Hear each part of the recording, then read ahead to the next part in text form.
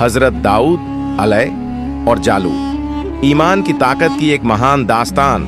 कायनात की तारीख में हक और बातिल के बीच कई युद्ध लड़े गए, लेकिन क्या आपने उस अजीम वाक़िए के बारे में सुना है जब एक तरफ लोहे के लिबास में लिपटा हुआ एक विशालकाय जल्लाद था और दूसरी तरफ सिर्फ एक पत्थर और ईमान की कव्वत। यह कहानी है उस मर्द मोमिन की जिसने दुनिया को दिखाया कि ताकत जिस्म में नहीं बल्कि अल्लाह पर कामिल यकीन में होती है। यह दास्तान है हजरत दाऊद अलैहिस्सलाम और उस जालिम जालूत की, जिसके नाम से बड़े बड़े लश्कर थर थर कांपते थे।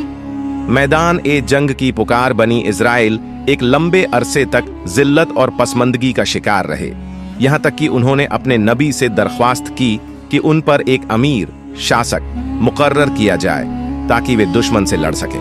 अल्लाह के हुक्म से तालूत को उनका बादशाह बनाया गया। जब तालूत अपना लश्कर लेकर निकले तो उनका मुकाबला वक्त के सबसे खौफनाक और अजीम उल जुस्सा विशालकाय योद्धा जालूत गोलायत से था।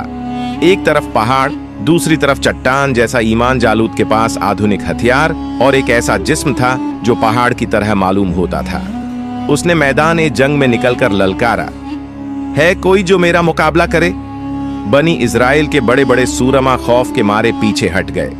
उस वक्त हजरत दाऊद अलैहिस्सलाम, जो अभी नौजवान थे और अपने भाइयों के लिए खाना लाने और मवेशी चराने का काम करते थे, मैदान में मौजूद थे।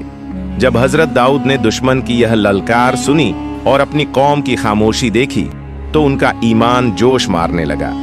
हथियार नहीं, खुदा का नाम काफी है। आपने बादशाह तालूत से जंग की इजाजत मांगी। लोग हैरान थे कि यह नन्हा सा नौजवान इस देव जैसे दुश्मन का मुकाबला कैसे करेगा। हजरत दाऊद ने न कोई तलवार उठाई न ढाल।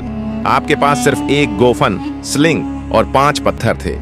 जब जालूत ने हजरत दाऊद को देखा तो उनका मजाक उड़ाया, लेकिन हजरत दाऊद ने निडर होकर फरमाया, तू तलवार और नेजे के साथ आया है, लेकिन मैं उस अल्लाह के नाम पर आया हूं जिसने जमीन और आसमान को पैदा किया है। अपने गोफन में पत्थर रखा और पूरी कुव्वत से चलाया। वह पत्थर अल्लाह के हुक्म से हवा को चीरता हुआ सीधा जालूत की पेशानी माथे पर लगा। जालूत का वह भारी भरकम जिस्म जमीन पर ढेर हो गया और दुनिया ने देख लिया कि जब अल्लाह की मदद शामिल हाल होती है तो कंकड़ भी पहाड़ को गिरा सकता है। इस फतह के बाद अल्लाह ने हजरत दाऊद अलैहिस्सलाम को बादशाही और नबूवत, पैगंबरी दोनों से नवाजा।